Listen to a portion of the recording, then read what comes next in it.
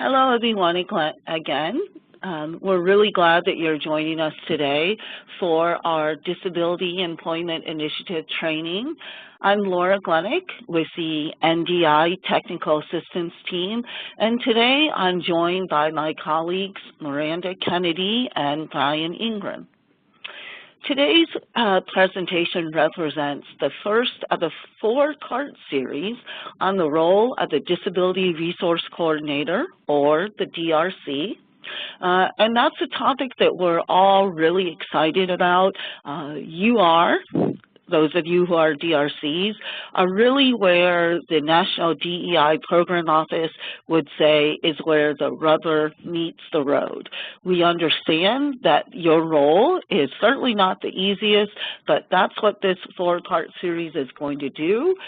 Today, it's going to give you the introduction to your role, and you might say, well, I'm somebody who has been in that role for a long time, but there's always new things to learn, so that's great.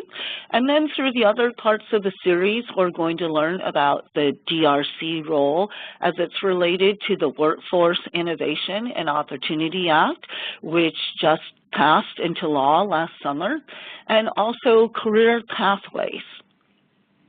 We're going to learn about the DRC role as it's related to the Workforce Employment Networks, which is a required component of anybody who receives funding under the DEI.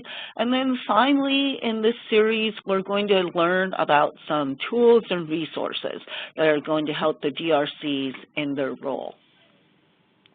So during today's presentation, my colleagues are going to provide a comprehensive introduction to this key position, again, where the rubber meets the road, this key position that was strategically made part of the Disability Employment Initiative.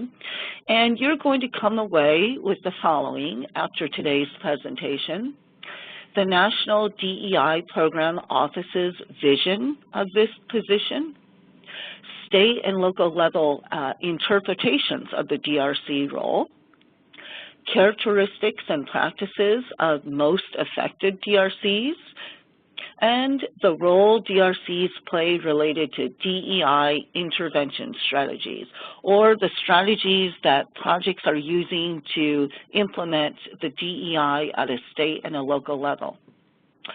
To help achieve the learning objectives, the NDI team today is going to cover the evolution of the Disability Resource Coordinator position. Information on this position, including the definition, the role at an individual and assistance level, characteristics and practices of affected DRCs, and then finally, the service delivery components and the role of the DRC, or else the tools to help you do what you're doing better. So now I'm just going to touch on a little of the evolution of the DRC, kind of take you to where it began to today. And this is really going to be a snapshot, but I will say I personally am excited about this because I have the distinct honor of being one of the members of the team who have been around since the inception, and it's been really cool to see it evolve. So let's start from the beginning. And I do think it's always important to put things into context. And so where did the need for these types of positions come from? Or how did they evolve? And we start with the Workforce Investment Act legislation of 1998 that included language and references to the need of job centers, one-stop career centers, workforce centers, whatever you might call them, to provide access. And while it's a small word, I always capitalize it, to provide access to all inclusive of programmatic access. So I'm sure as DRCs, you understand by now, or will if you are new to the position, that it's more than just getting into a door. It's more than just having signage or available assistive technology and adaptive equipment available in the centers. Although these are very key and necessary components and make up access. It's also really important to gain that access to programs and services, which is much easier said than done. We know this. Not only did the original WIA language include such language regarding access, the U.S. Department of Labor understood that there was more information needed, and they provided the WIA Section 188 disability checklist to help at the state and the local level to make sure that access was being achieved. So that's key. First came passage of WIA in 1998. And thank goodness for innovative funding. Then, now, and in the past, that really allows states and regions and local areas to dream and to propose ideas, many of which stick. So from 1998 to 2003, through funding from the Rehabilitation Services Administration, Systems Change Grant, a consortium of state agencies in partnership with people with disabilities, including a consumer advisory committee in Colorado, tested what they called the Consumer Navigator model in job centers. And in their pilot, consumer navigators were individuals with disabilities, family members, or advocates who assisted customers with disabilities seeking employment in navigating, keyword, navigating various systems that provide the services and supports needed to attain and maintain employment. So you see, WIA includes programmatic access. Consumer Navigator realizes there's a lot going on, that customers with disabilities might need some navigating. So then we go to bullet number 3, to contribute to the groundwork established by the WIA legislation in 1998. The U.S. Department of Labor directed funds and resources through work incentive grant projects and the Disability Program Navigator Initiative. And this was from a period that started in 2001 through 2010. Both the work incentive grants and the DPN supported policy development and system change activities within the public workforce system with the goal of improving access and meaningful participation of job seekers, including those with disabilities and those with multiple challenges to employment. So through these grants, through a variety of innovative strategies and approaches, disability program navigators, known as DPNs and navigators, who were really the first kind of dedicated staff experts who were specifically put in a job center to help with this navigation.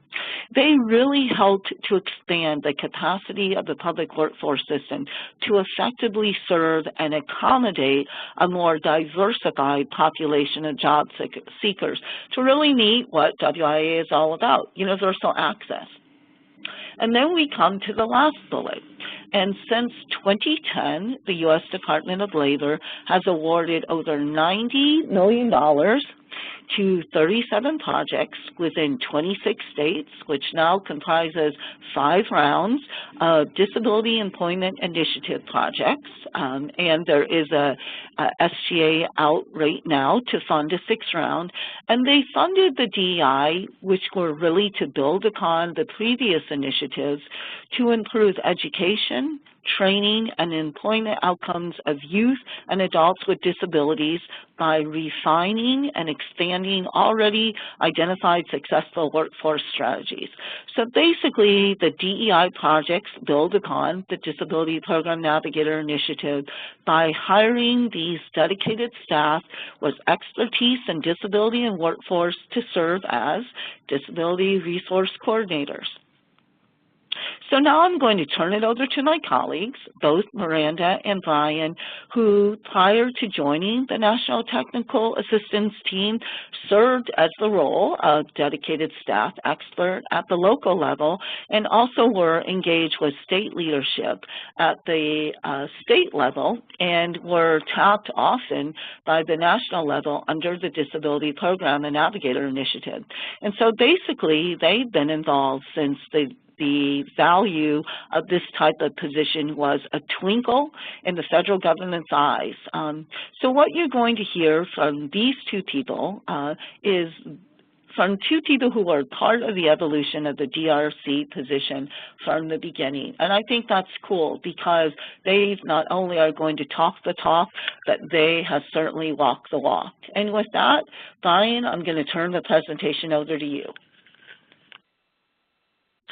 Okay. Well, hello, everybody, and welcome. I'm so glad that you've joined us for this inaugural presentation of the part one of the role of the DRC training series. We're really excited about it, and we're really looking forward to it. So I think we ought to dive right in.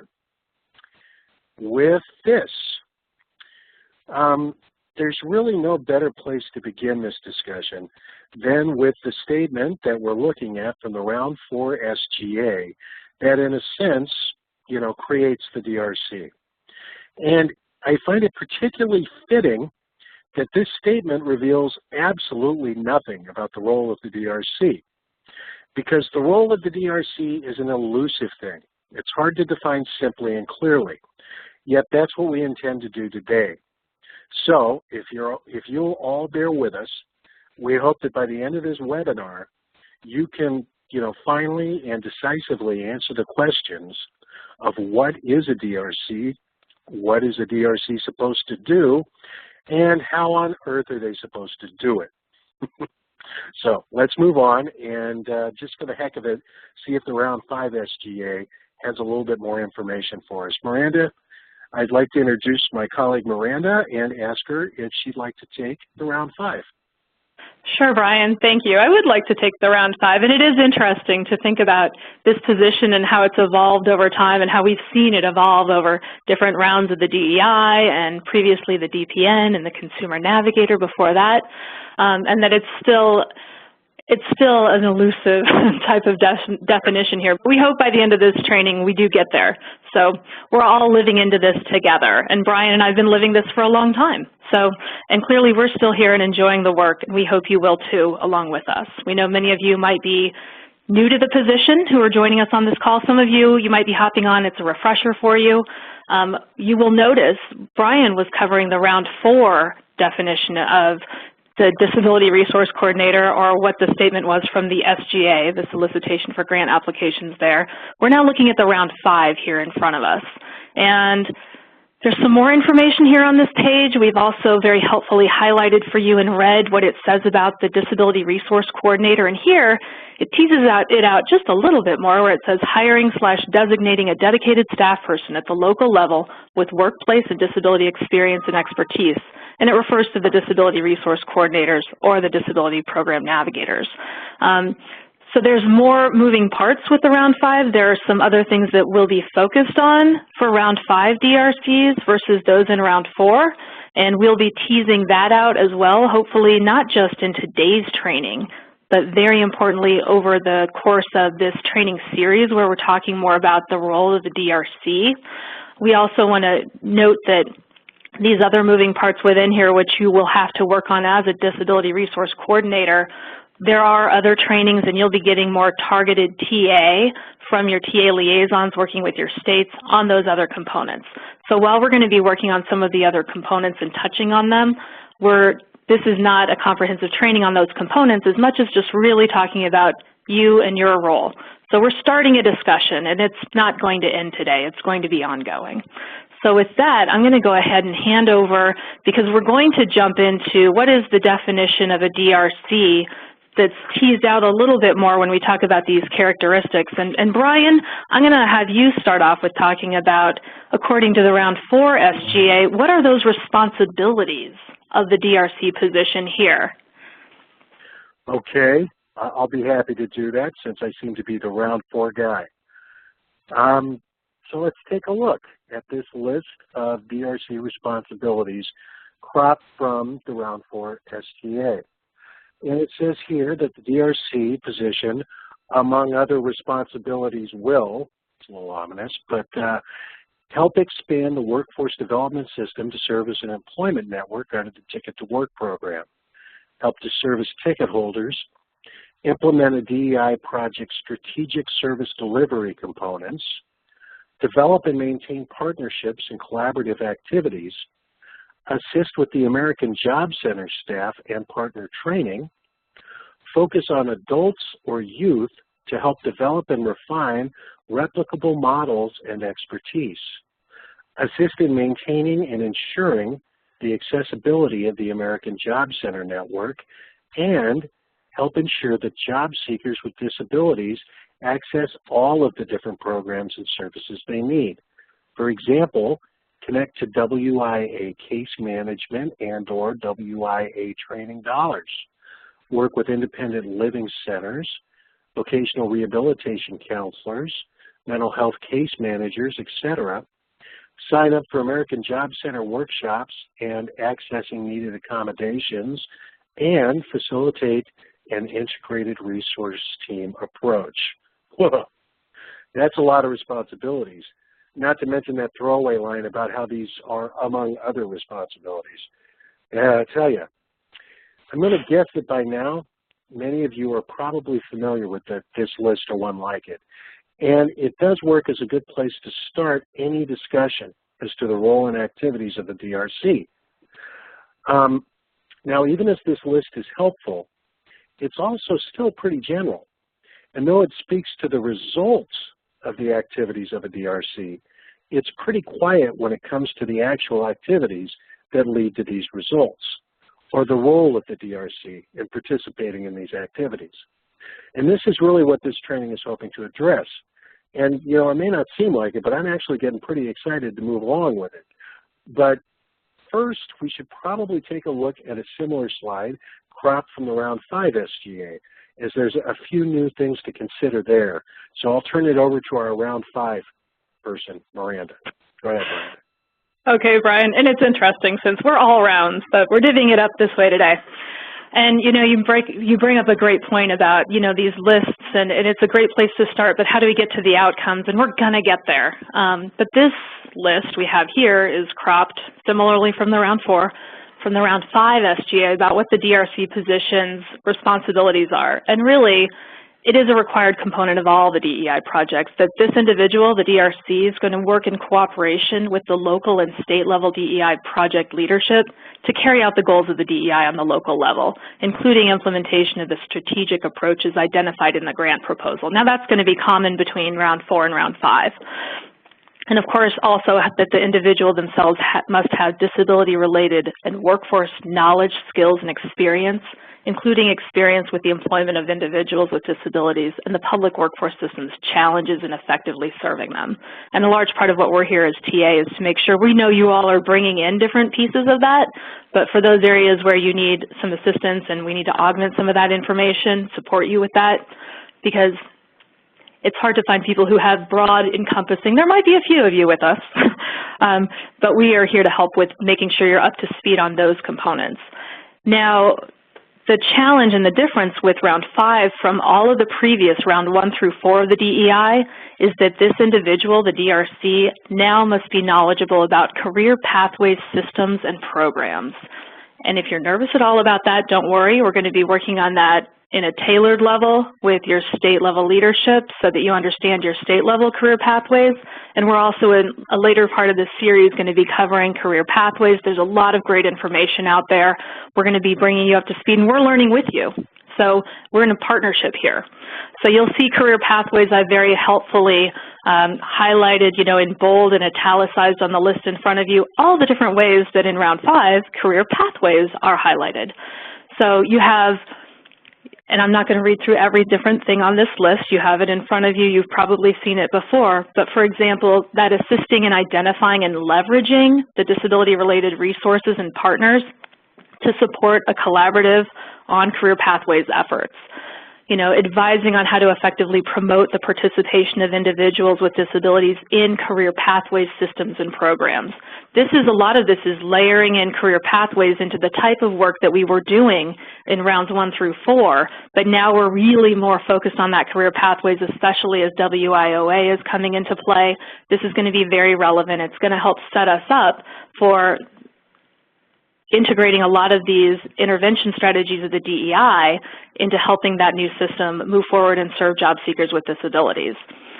So similarly, assisting with the recruitment of individuals with disabilities to participate in career pathways programs and connecting them to the job center services, helping ticket holders to participate in career pathways programs, and facilitating integrated resource teams and that approach to leverage those different resources within the career pathways program. So there are a lot of ways in which we can transition and move forward and evolve into round 5 with the existing strategies we have.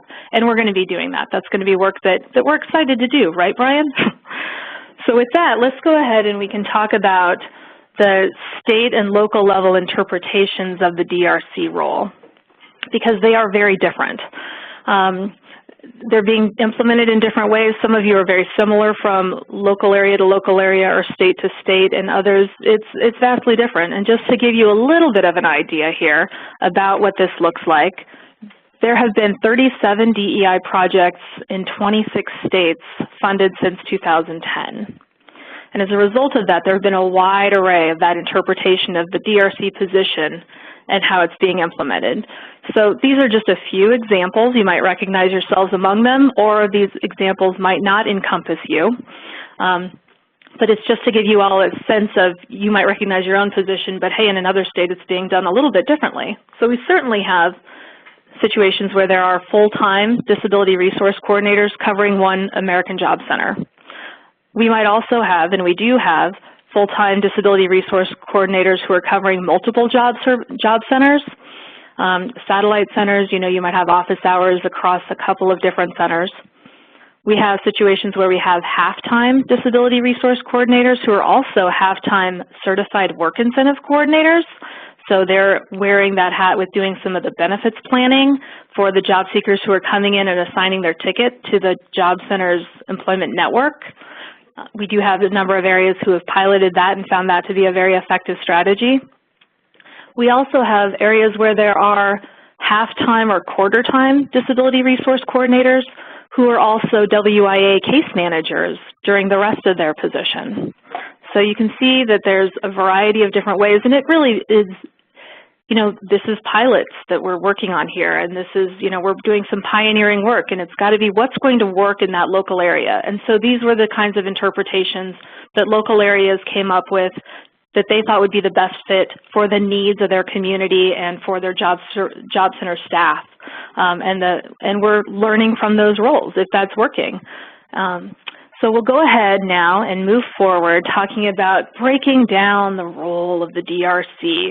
And for that, I'm going to go ahead and turn it back over to Brian Ingram. So Brian, let's go ahead and talk about breaking down that role, which is where we really wanted to get with all of that, right?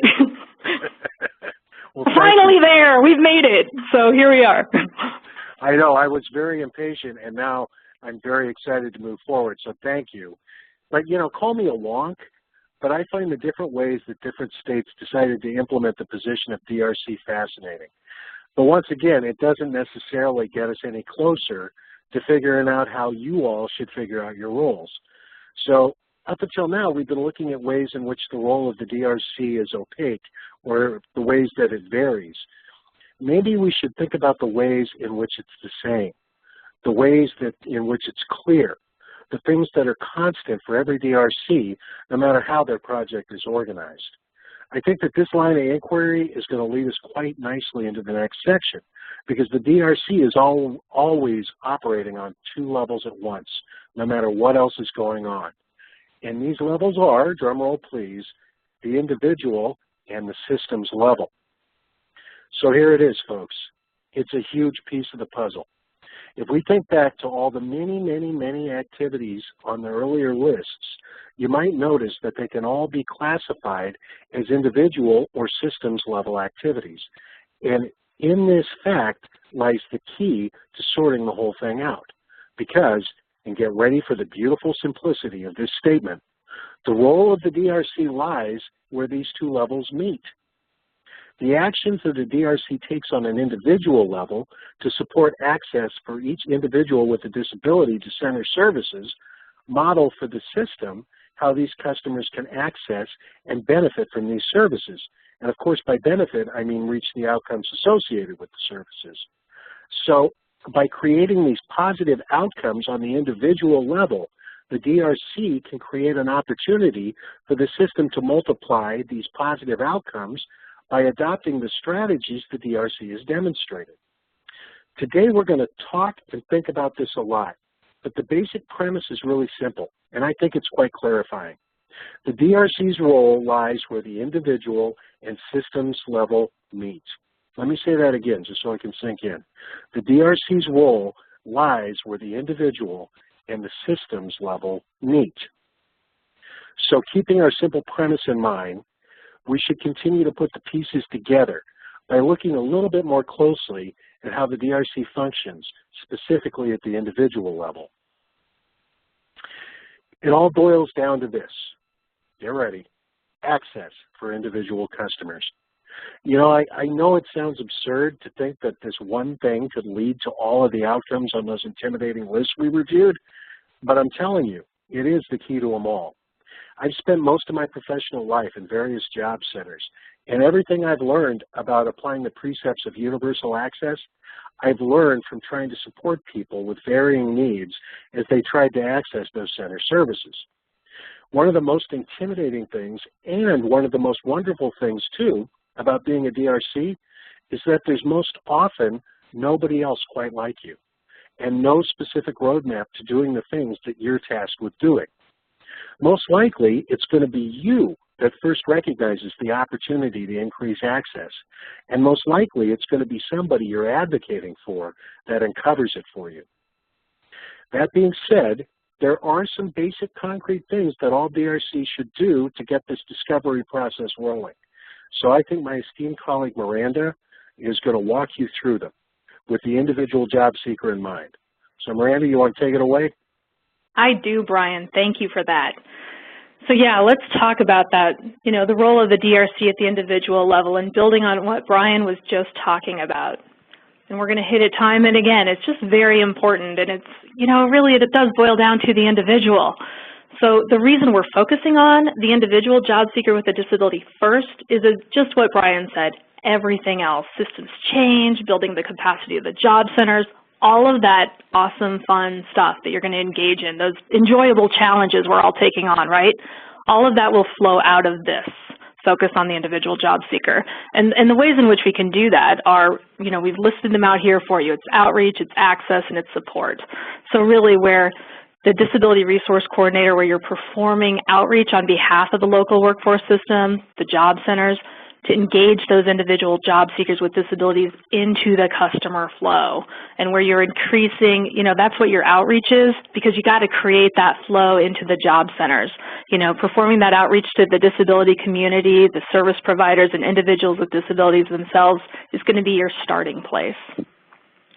And providing information on job center services when you're doing that, providing tours of the job centers, getting individuals with disabilities registered for those core services, and then you'll start moving into other areas such as providing active resource coordination and getting job seekers with disabilities into the pipeline and customer flow, which is really that piece of access, where you're ensuring that individuals with disabilities do have access to that customer flow and the outcomes associated with that flow once they are engaged, because that's what we want to get to. We want to get to those outcomes. So we're creating that flow into the door and then into the programmatic piece where they're in the customer flow in the job centers. And then beyond that, where we have the support, where we're ensuring that the staff have the support that they need to provide services to customers with disabilities. Because you as the Disability Resource Coordinator, you can't serve every person with a disability that comes into the job center. That would just create a bottleneck and a silo, and we don't want to do that. But if we can have you modeling things for your staff, supporting them as they're doing those activities as they start to take them on. And that's a number of our other trainings, but this is really what it's about, that outreach, that access, and that support. Those are your roles. And if you want to think about it like that, the support can include a number of things, not just modeling strategies and behaviors, but also providing staff trainings, certainly giving much more detailed information about the DEI service delivery components, these intervention strategies that are really at their core meant to enhance and support the existing services and programs in the job center. It's not meant to duplicate anything, not meant to create a silo. It's meant to augment and support the existing services and supports within your job center, whether that's WIA, WIOA, whatever world we're living in, the DEI is meant to support that. So with that, I'm going to go ahead and kick us off to something we're excited to get to, which is the DEI case study. So Brian, I'm going to let you go ahead and get started. Well, thank you, Miranda. And as all of you know or will know by the end of this webinar, I am a big fan of the well-placed example as a training strategy. So here it is. For the purposes of our presentation today, the examples will be broken down into 3 sections that mirror the 3 components of the role of the DRC identified by my good friend Miranda, which of course are outreach, access, and support. This section is entitled Outreach, and it goes like this. A DRC begins to outreach to providers in their community. As a part of this effort, they contact the manager of the local office of the Department of Vocational Rehabilitation. The DRC is scheduled to present at a VR staff meeting about the DEI project specifically and the American Job Center generally. As a result of this presentation, the DRC is contacted by the regional deaf and hard of hearing specialist, a counselor at the VR office who had heard the DRC's presentation, who tells the DRC about a job seeker on her caseload she feels could benefit from the American Job Center services, but who uses American Sign Language and will need to use interpreting to receive any services at all. The specialist then asked the DRC if this would be possible.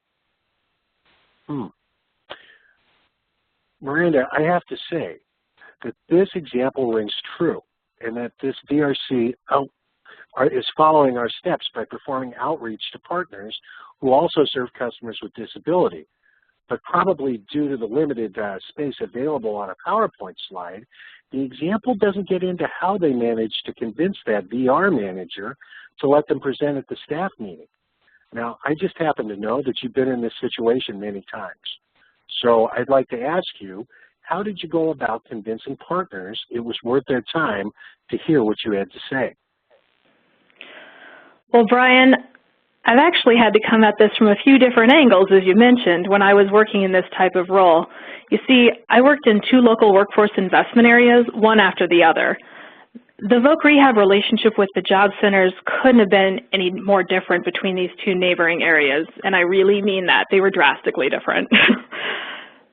In the first area, I simply scheduled a meeting shortly after starting in my role with the local voc rehab manager. And I went in and explained how the job center wanted to collaborate with voc rehab in order to make sure that people with disabilities who would become our mutual customers had the opportunity to access the highest levels of employment supports possible from both of our organizations. Then I asked her if she would be willing to partner with me on that and figure out the best ways to do this. She was fabulous. We had a number of problem-solving discussions out of which she offered to, among other things, have me present at her next staff meeting. We got along like a house on fire. It was a dream come true. I also happened to be invited to regularly attend part of their all-staff meeting on a monthly basis moving forward. So that was great and easy, right? Wouldn't everyone want that? However, the second area that I worked in was harder. The voc rehab managers were transitioning in and out. There were some issues going on there. You know, that'll happen. So there was a lot of turmoil. So I actually took a much more backdoor approach since it was completely impossible for the first 6 months to get in front of all of them at a staff meeting. So meanwhile, I'd been doing outreach to other disability organizations, and as part of the active resource coordination I was doing with some of the individuals who were coming into our doors at the job center, I would rope in their voc rehab counselors to be part of an integrated resource team. And from there, I was able to gain some buy-in with some of those key voc rehab counselors and finally made my way to a VR meeting where I was able to present. So this took a lot longer, of course, but it taught me that there was more than one way to skin a cat. So, I mean, get voc rehab to the table, sorry. So I'm pretty sure others on this training have gone about that process through an entirely different route than either of the two situations that I suggested just there and that I've been through. But really, creative problem solving is a very necessary skill and one that you will get to practice often as a disability resource coordinator. So Brian, I'll hand it back over to you. Thank you, Miranda. That was very diplomatically put. One more thing before we move on, though. The referral from the VR counselor seems like it might be a little pat. Did you really get referrals out of presentations at staff meetings and outreach activities like that? Oh, absolutely, Brian. Sometimes, and voc rehab counselors did send folks to me, and I would say that the key is even if you get only one referral, that's a leverage point that you can use. Make the most out of it. If you get even that one voc rehab counselor bought in, you have a toehold in order to get the rest. They'll come along eventually. So you got to make hay where you can, right? Absolutely. Okay. Well, thank you again. Let's take a look at the access section of our, at the support section. No, the access section, forgive me, of our case study here. So let's look and let's see what our representative DRC is up to. I'll start with that. So access. The DRC assures the counselor that such a request is reasonable, but asks if she would be willing to coordinate the date and time of the visit to the center with the DRC, and if the VR counselor could provide an ASL interpreter for the initial visit. The VR counselor agrees. Once date and time are established, the DRC has an initial visit with the American Job Center staff who will be facilitating the orientations on the day the customer will be participating, and gives them an overview about the customer and the expected presence of an interpreter. The DRC then schedules a time after the orientation for the American Job Center staff, the customer, and herself to discuss next steps while the interpreter is still present. Finally, the DRC speaks with the center manager to inform her of the situation and get the possible need to provide ongoing ASL interpreting for this customer on the radar of management. So, wow, our DRC's been busy, Miranda. She's spending an awful lot of time trying to help this particular customer. Do you think that's appropriate? Absolutely. It's a great strategy for a DRC to walk through all of this with at least the first handful of customers with disabilities coming into the center and identify all of the challenges through that customer-centric lens. Those barriers at the individual level, as we've mentioned before, and the strategies developed to overcome them for that individual will inform the disability resource coordinator and the job center management as to what can be done to address these issues at a systems level for populations of job seekers with disabilities as they move forward. This is a win-win, Brian. Okay, Miranda, that makes sense. But before we move on, could I get you to speak to how the actions this DRC is taking on behalf of this particular customer, how that might tie into some of the service delivery components, say ARC specifically, Active Resource Coordination specifically, and Integrated Resource Team generally? It's kind of a pointed question, isn't it? Yeah, you're lobbying some hard ones at me today. What's up with this? We need more softballs. No, this is really an excellent question, Brian. So the Disability Resource Coordinator is helping to identify and address access barriers for the customer prior to them being considered for WIA. And in doing so, they're helping to position that customer to be considered for enrollment for higher level services. We're going to talk about WIOA here in a minute too. But as for this, what this is Active Resource Coordination, because the Disability Resource Coordinator is getting the customer into the job center's customer flow in the same way that others are considered. I'm going to go ahead and repeat that. They're getting the customer into the job center's customer flow in the same way that others are considered. This levels the playing field and elevates the customer with a disability to the same potential for enrollment as an individual without a disability. And at the point at which the customer is in WIA training, the case study here is showcasing how the Disability Resource Coordinator facilitates the integrated resource team process in a step-by-step way, a way that will obviously be tailored depending on the needs of the customer. This is just one example. They all look different. Every IRT is a snowflake, right, Brian? So And really, it is about meeting the needs of the customer, and that's why. They're very individualized. Our case study here is just one example of thousands of potential variations on how it might look for those disability resource coordinators on this training with us today as you do your process with your own integrated resource teams. Well, thank you, Miranda. That was an excellent answer, my friend. And what do you say we see how our story progresses and move to the support section? I think I have that right. Okay. So I have to say I'm a little concerned. I mean, this DRC has a lot of balls in the air right now. I'm kind of wondering where it's going to go from here. So I'm going to read it. Let's see, support. The DRC schedules a time for follow-up with the American Job Center staff who will be giving the orientation in order to answer their questions now that they've had some time to process what was shared in the initial meeting about ASL interpreting, and the possible impacts that having a participant using ASL interpreting might have on the delivery of their orientation and the development of next steps for the customer. The DRC researches local ASL providers and determines their availability and cost, then reports back to the center manager with this information, which prompts a further discussion between them about how to serve a customer that uses American Sign Language interpreting in the center. Wow. The DRC continues to be very active, Miranda, and I got to ask you, do you think this level of effort for a single customer is justified? You really want to see if I'm going to change my answer on that, don't you, Brian? And the truth is my answer hasn't changed at all, Brian. Are you surprised? Not at all. Go ahead, Bill.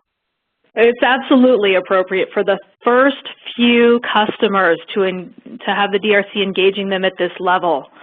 However, I think you might be alluding to a disability resource coordinator expending this level of effort with every customer, and in that case, it is not appropriate.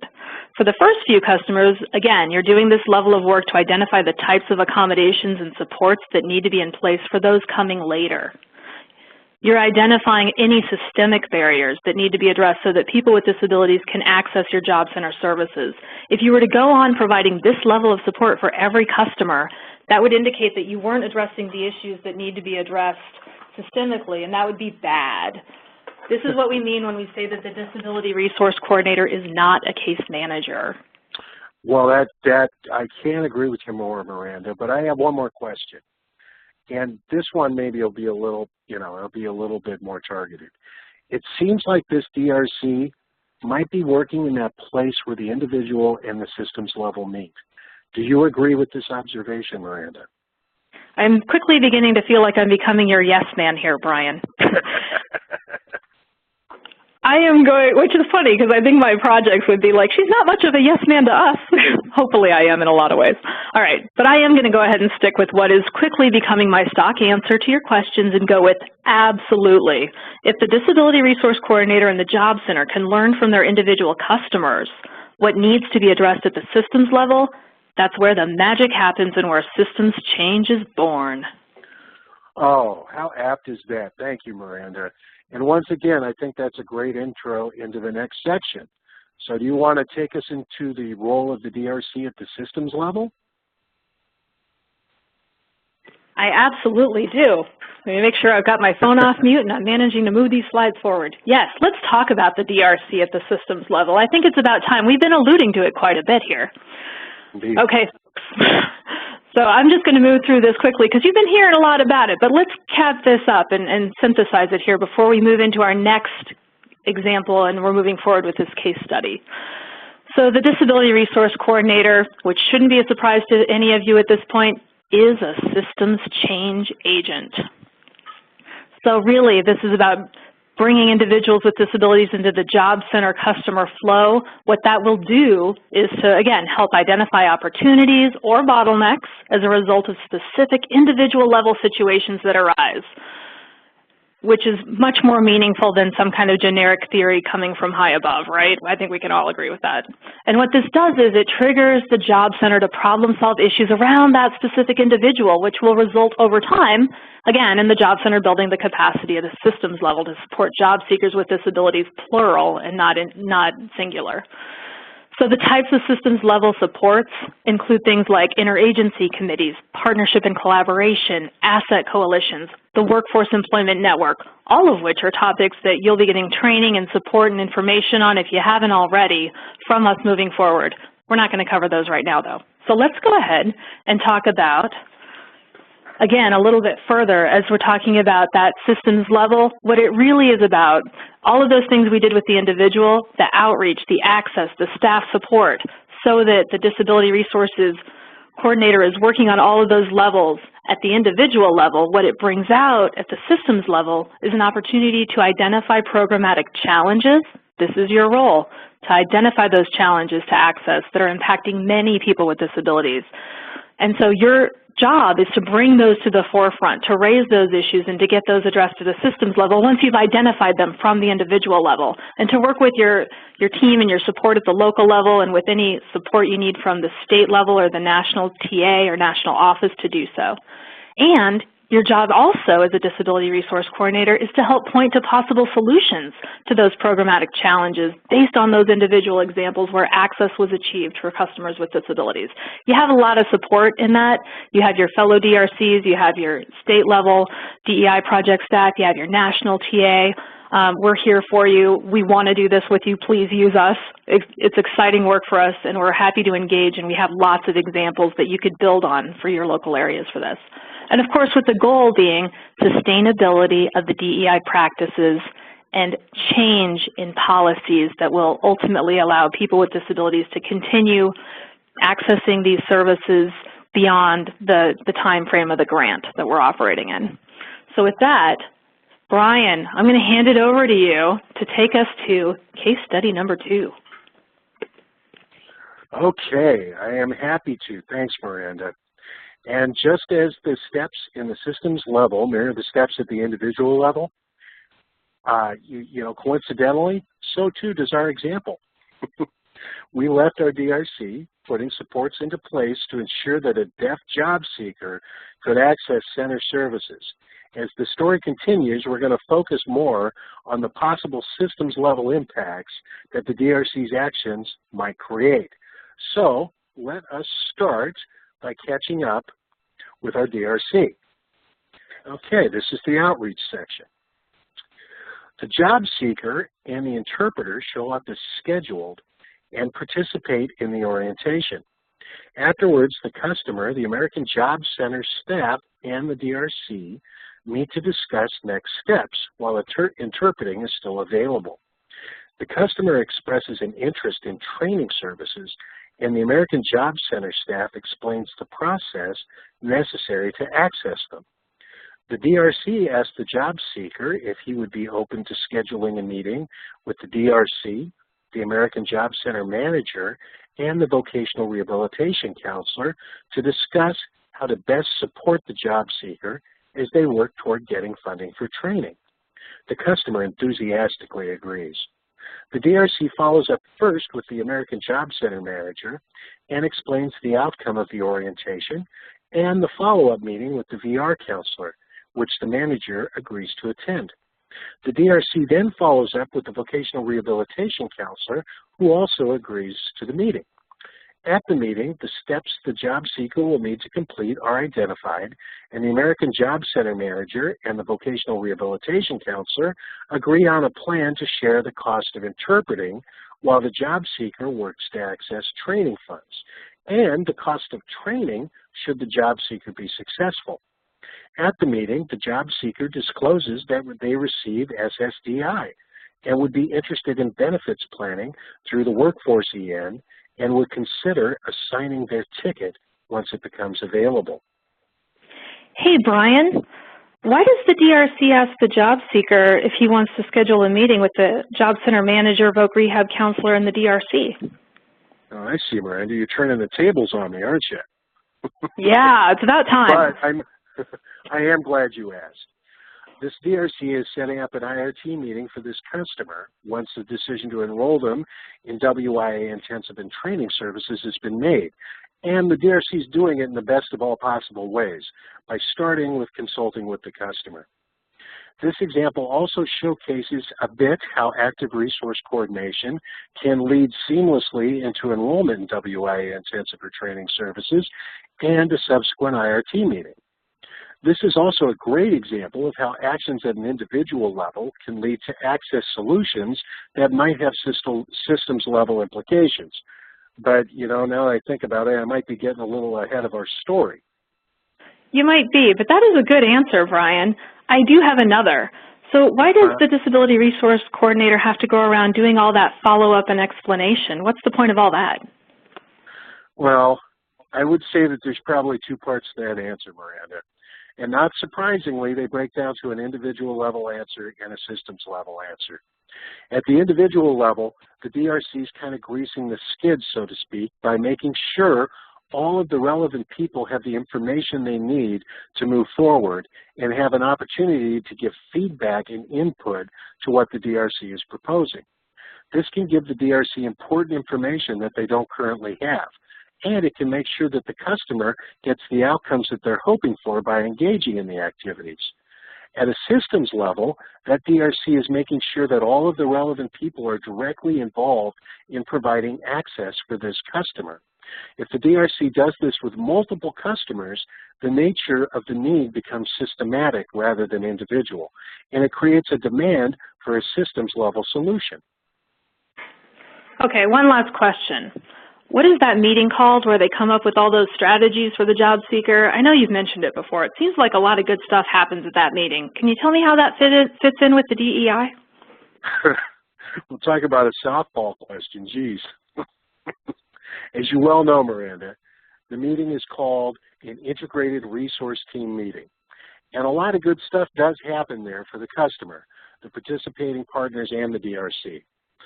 So the IRT is a very important part of the role of the DRC, and as such, it deserves its own forum, which of course we're going to be providing in the form of IRT-specific trainings a little way down the road.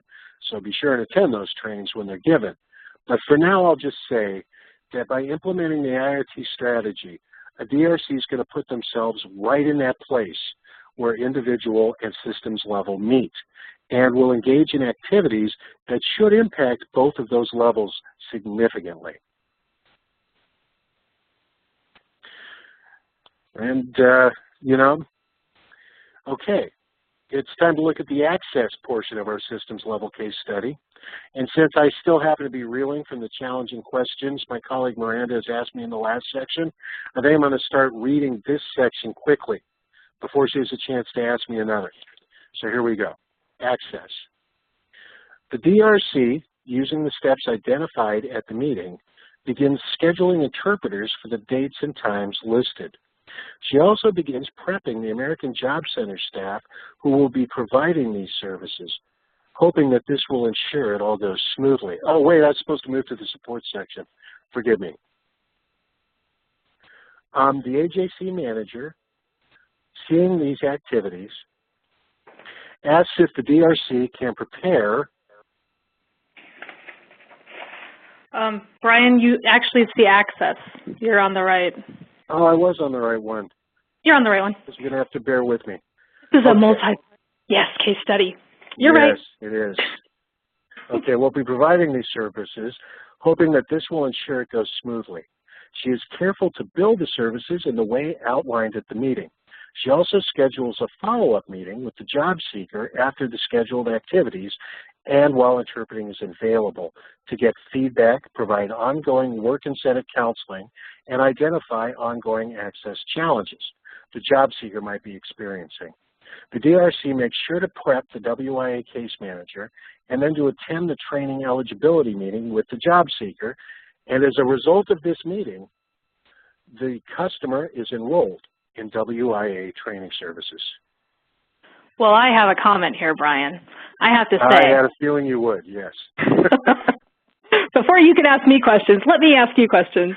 So my first comment is that the DRC sure seems to be doing a lot of work here. You know, she's going to be exhausted if she provides this level of service to every job seeker with a disability that comes in as the center. How can she provide this level of support while also addressing all of the other moving parts of the DEI? Because as we saw at the very beginning, there are a lot of other moving parts, right? That's true, Miranda. And as we touched on earlier, our intent is not to have the DRC stage managing every activity for every customer with a disability indefinitely. I think we do say, however, that at the front end, it's not a bad idea to be this directly involved. The reason for this is that both job seekers and staff can benefit greatly by being able to experience the DRC modeling strategies and framing situations. This is because, there's often limits to how far advocacy and explanation can get you. And often the quickest and most effective way of training is a demonstration. Now, this shouldn't mean that you're doing things for staff, but it can mean that you're doing things with them. When I was the state lead DPN in Oregon, it was my job to train navigators to dance this very same line. And I used to tell them that if the staff aren't sitting in the room with you, then you're not modeling. There you go. Well, and Brian, I think in terms of looking at our time frame, we might want to move on to the support section right now, although I don't know if you want to say anything very quickly about WIOA, because I know we've been mentioning WIA quite a lot. You know, that's true. And, you know, everybody's worried about how this is all going to play out now that we're moving away from WIA and into WIOA.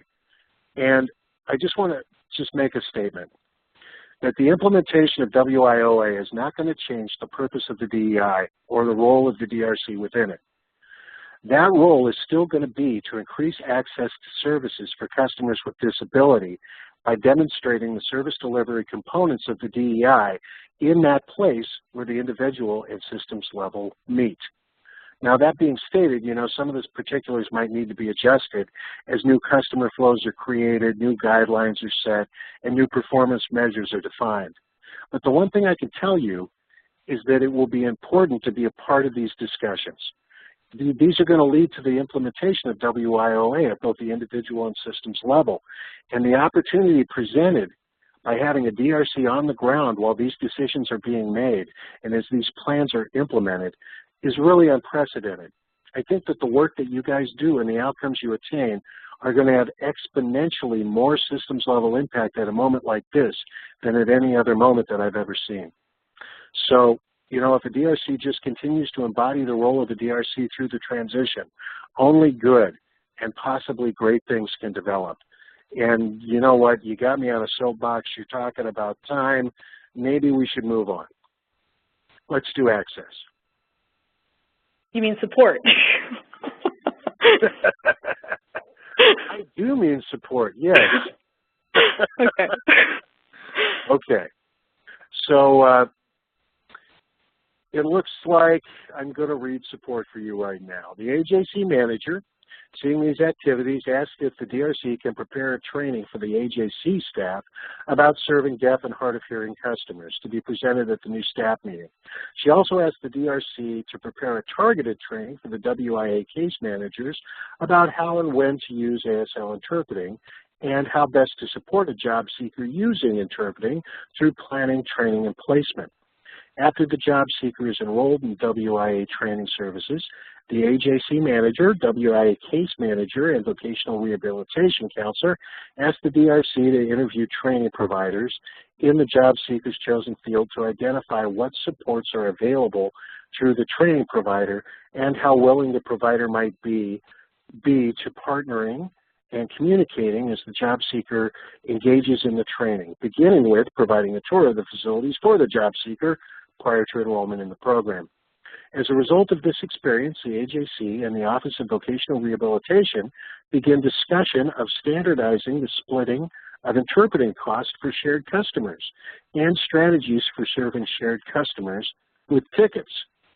So Brian, where can the DRC go to get information on providing those trainings she's being asked to give? I mean, what if she isn't a subject matter expert on all those topics? Well, that's a good point, Miranda, and there are a few answers to that question. A DRC could approach their state lead or their TA liaison to get ideas about where to look, or maybe even examples of similar trainings done by other DRCs in their state or across the nation.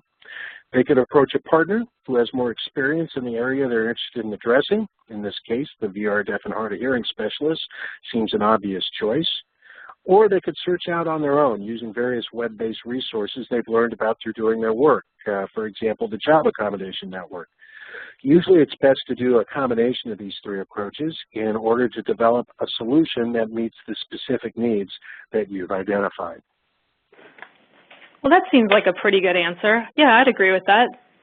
So could you also tell me a bit about the Disability Resource Coordinator interviewing training providers? Have you ever done that yourself? And if so, how did you approach that, and what were the results? Yeah, I've done that. I've done that a couple of times, and I'll just tell you what I was interested in learning from those providers. I wanted to know what resources were available to support the customer in their system. I wanted to know things like, how would American Sign Language interpreting be provided? Would there be a staff person available to work with us in an IRT around coordinating that interpreting? Not just, when to have the interpreting, but also how to apply it during the course of the schooling, and the actual logistics of it too. I also asked about how the curriculum was presented and how proficiency was demonstrated, and whether any documentation of disability was needed to request specific accommodations. I mean, I would just ask them anything I felt it would be a smart thing for everyone to consider, Miranda. So let me jump in here. I think the case study's finished. Anyway, I'm all worn out from answering your questions. So I think I'm going to ask if you're willing to take a crack at summarizing the our case studies, so I can rest up for the service delivery component section. What do you say? I think that's a great plan, Brian, and I also think we have 15 minutes, so we're going to need to fly a little bit through this next section, which is okay. I think we can do it. We have those service delivery components. There are going to be other trainings on that, so we might just cruise through that a little bit. But in summarizing, because the case study was pretty helpful and informative, I think it ties in a lot of different pieces. So at the individual level, this really was just talking about what you need to do as a DRC to outreach to partners, educating them on the Job Center services. We saw an example of creating that referral stream coming in, bringing more people with disabilities, not just into the doors of the Job Center, but also into the customer flow up through to the highest levels, and training and modeling serving people with disabilities for staff, as well as modeling, of course, the active resource coordination and how to run an integrated resource team. We also saw, embodied in the case study, examples at a systems level of how to identify programmatic challenges, how the DRC can advise on possible programmatic solutions, and then, of course, that all-important piece of that sustainability, because that's where we want to get to, folks, of the DEI practices and those changes in policies and practices. So with that, hopefully you got to catch your breath just enough, because I know you're going to want to talk about IRTs, Brian, because you're the man with IRTs. I always do want to talk about IRTs, and let's dive in, and let's begin with my favorite component, the IRT. As you can see, we've divided this slide into individual and systems level headings. So let's look at what the IRT does at an individual level. As you can see, it does a ton of useful things, right, for an individual customer. First, and most importantly, when a DRC provides active resource coordination to a customer moving through the center's customer flow, they ensure that that customer can move through all levels of service in that center if it makes programmatic sense for them to do so. It makes sure things like lack of accommodations or resource gaps don't cause a customer to fall out of that flow. And it allows the flow to function as it's intended and let the customer position themselves to access the level of services that meet their needs most effectively. Now, at a systems level, each IRT is a veritable lab that can demonstrate effective methods to increase access to center services and models of partnering with other providers that lead to successful outcomes with shared customers. And if the job seeker is enrolled in WIA intensive or training services, it creates a record of the outcomes that can lead to systems level discussions about how they could be replicated and scaled up. Okay, Miranda, you want to talk about the next component? I absolutely do, if I can get my computer to move us to the next slide, which is the Workforce Employment Network and the role of the DRC related to the Workforce Employment Network, and how the Workforce Employment Network can increase that access for those individuals at the individual level as well as at the systems level. So the Workforce Employment Network, the way that that increases access is by it allows the job seeker on Social Security disability additional supports and services that can increase access to the center services. So work incentives counseling, career exploration, job coaching or negotiation, and of course follow-up services would be some examples. At a systems level, the Workforce Employment Network increases access for populations of job seekers with disabilities by creating a demand for accessible center services by feeding ticket-holding job seekers into the center's customer flow. You're creating a demand. And that's important because if there isn't a demand, there's no reason to do it, right, folks? We know that. So you got to, and you also create that revenue stream that can be used to support service strategies that can then continue to feed into and increase access to the center services. So if we were in the olden days where we all lived on farms, it's priming the pump, really, is what we're doing. So we're bringing those in. We're creating that revenue stream to support those service strategies moving forward. It's a nice circular, helpful, effective activity. So Brian, I know you'll want to talk about partnership and collaboration because especially since it fits in so well with IRTs and the other side of that. That is true, and I'd be happy to. And like the other strategies we've covered, partnership and collaboration has a great deal of relevance at both the individual and systems level. At the individual level, partnership and collaboration can lead to stronger or more fully resourced training and employment plans that combine multiple sets of resources and expertise around a job seeker and help to address multiple resource gaps simultaneously so that a job seeker can successfully reach the outcomes identified in their plans. At a systems level, partnership and collaboration can make referrals between partnering service providers more efficient and effective.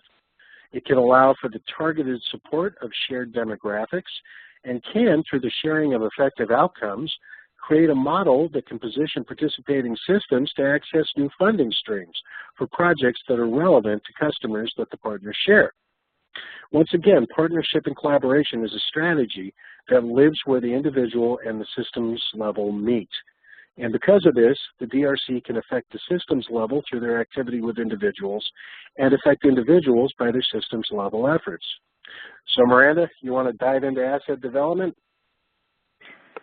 I do want to dive into asset development and how asset development is yet one more component that can increase access. You're seeing a trend here, right, folks? All of these things increase access. So at the individual level, asset development strategies and incorporating those can help job seekers understand how income and the effective use of work incentives can stabilize their financial situation and maintain it over time. That's very important. That's that missing piece. If we're just looking at employment, that alone isn't enough. Asset development is vital, and especially it's vital to tie those asset development activities into benefits planning, which is provided as part of many Workforce Employment Network services. So you see how these things are all tied together. Asset development strategies and helping build financial capability for job seekers with disabilities really contextualizes for them how the many small tasks they're doing now can lead them to financial security over time and where they become more and more financially capable. And that's real empowerment. That's changing lives right there.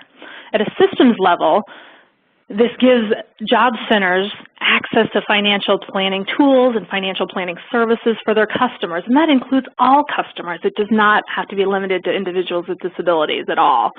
We can certainly pilot it here, but we would love to see this, brought larger, and it will be. It also, it's helping financial and vocational providers understand and take full advantage of how their services reflect and support each other. So asset development, and your work with that component can do all of these things. It's really inspirational and aspirational. So I'll go ahead and hand it over to Brian to talk to us about customized employment and self-employment and how that increases access. Thank you, Miranda. Now, as we consider customized and self-employment, we should really keep in mind that customized and self-employment, they allow for an incredibly tailored and targeted support for an individual job seeker. And indeed, they're a very, very effective way around developing a plan for a customer that's got multiple challenges to employment and customers that are perceived as the hardest to serve. It's also, it says here on the slide, and this is also a relevant point, in self-employment, the whole job sometimes is customized to meet the need of the employer and the customer. So it's a very powerful tool. On a systems level, it's interesting to consider the idea that you might be able to use Workforce EN revenue to support customized and self-employment services and supports for ticket holders. It might be something that's offered to your EN customers. So these are kind of things to consider. And Miranda, I'd also be happy to cover the next slide. Thank around you. The guideposts for success, if you don't mind. Go right for it. Yeah. Okay, because this is a slide we have on here just for our youth projects. Guideposts to success. And once again, we find that this strategy has both individual and systems relevance, as it places the focus on helping youth make informed choices about their futures and to position themselves to identify and access the resources that they need to meet the goals that they've set. Let's just take a quick look. DRC can use the principles of the guideposts to identify potential partners and resources that should be at the table and be actively coordinated to ensure that youth is supported in achieving their stated outcomes.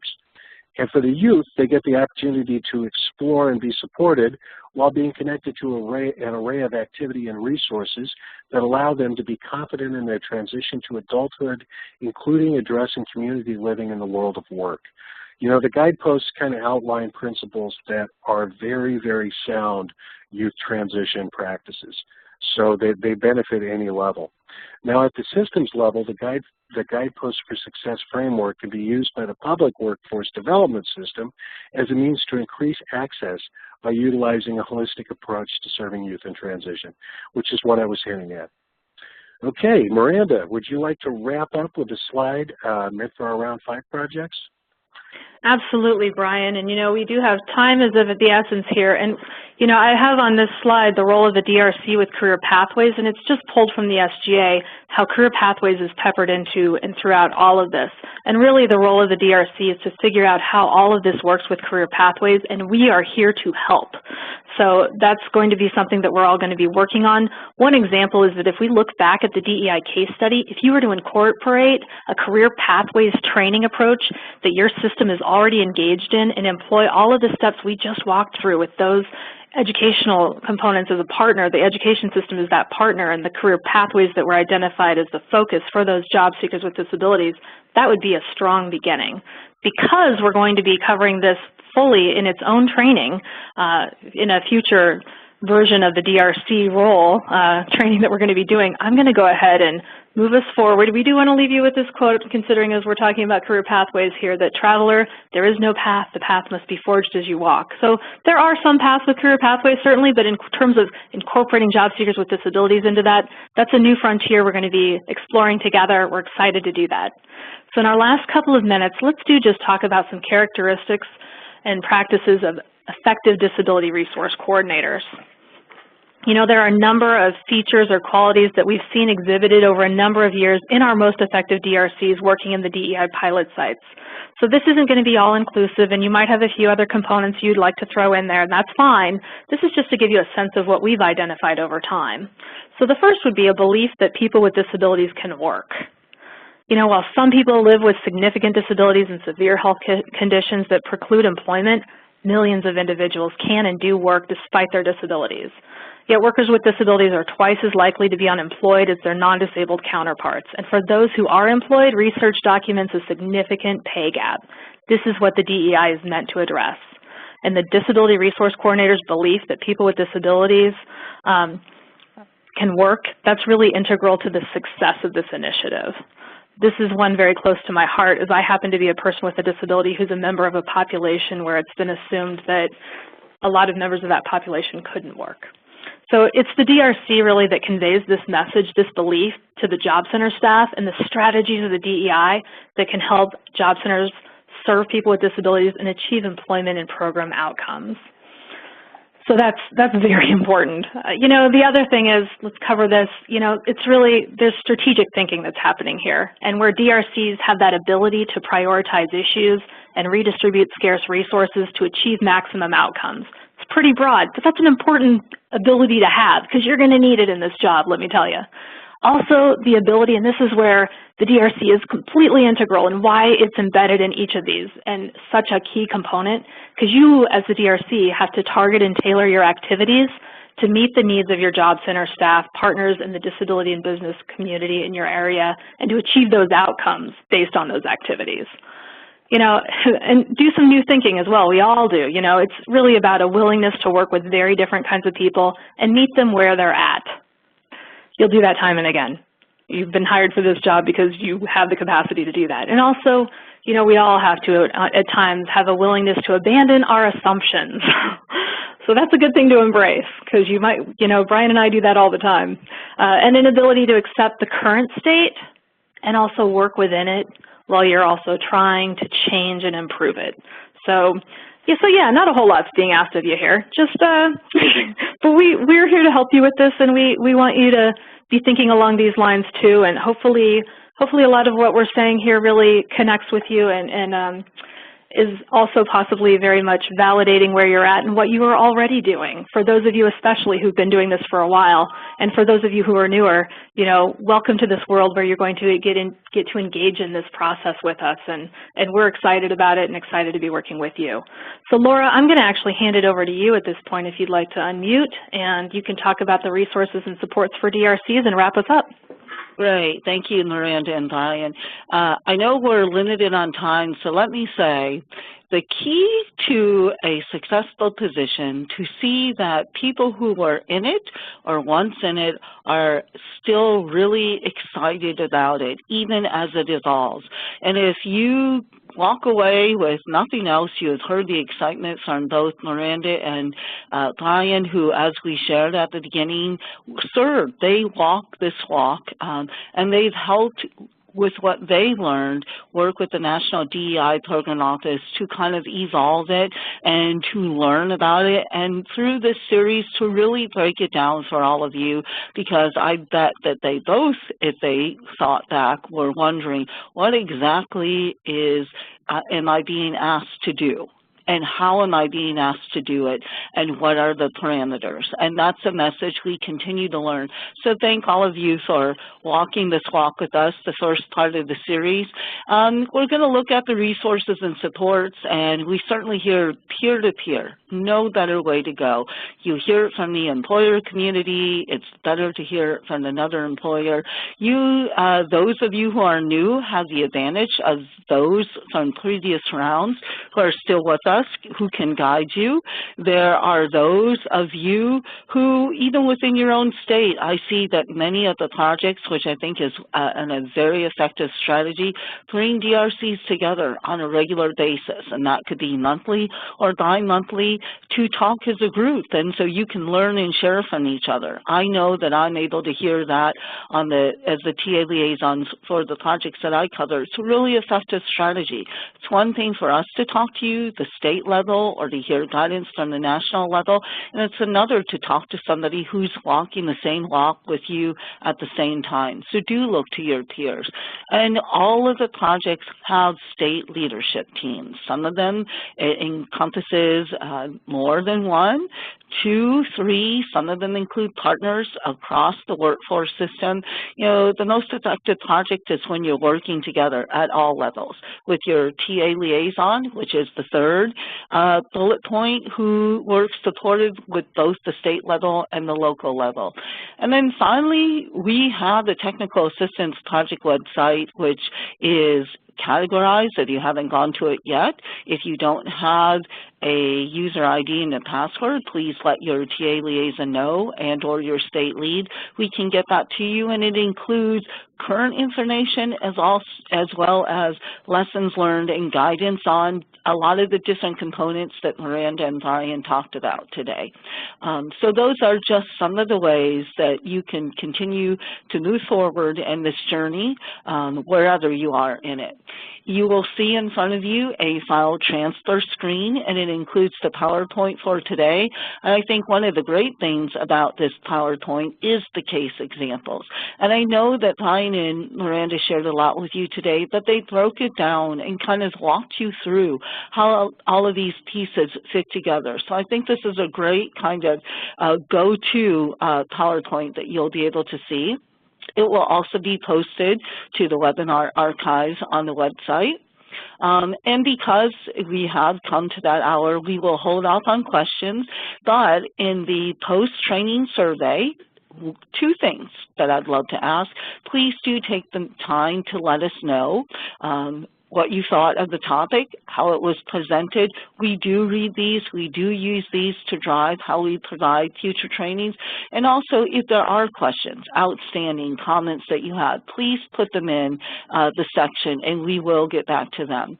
As I said, this is the first in a 3-part series. You will be getting early next week, if not tomorrow, the training announcement for next month. So please be on the lookout. You alluded to, we have a 4-part series, and we have an IRT webinar series that is coming up, as well as our ticket support. So again, I want to thank Miranda and Brian for bringing this enthusiasm and continuing it to show. It might sound like a huge position, it is, but it's an extremely impactful one. It is an extremely satisfying one, and you really are helping to change and to build a system. So thank you, everyone. Enjoy the rest of the day, and we look forward to joining you the next time.